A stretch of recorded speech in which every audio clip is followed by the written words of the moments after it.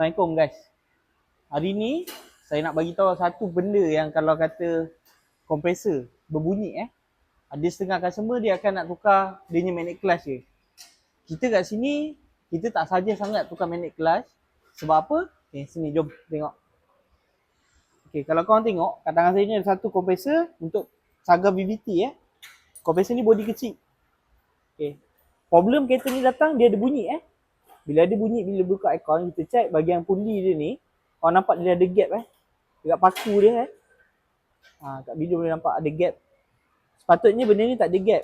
Dan bila kompresor bila masuk, plate ni dia akan ikut. Yang ini dia tak akan ikut. Dia ikut sekali dengan plate, nampak? Dia boleh tekan macam ni. Jadi kompresor ni punca bunyi datang daripada sini Okey. Korang boleh dengar, dia ada gesel sikit kat bahagian sini. Bunyi ni tu. Okey. Untuk model kompresor yang kecil macam ni, kita kat MSC tak saja tukar dia punya magnet clutch je. Sebab akan jadi sub yang dekat sini ni, sub untuk ikat skru ni, dia ada goyang dia ada clearance. Bila kita masuk je magnet clutch baru, dia 50-50. Sama ada dia boleh pakai ataupun tak boleh pakai.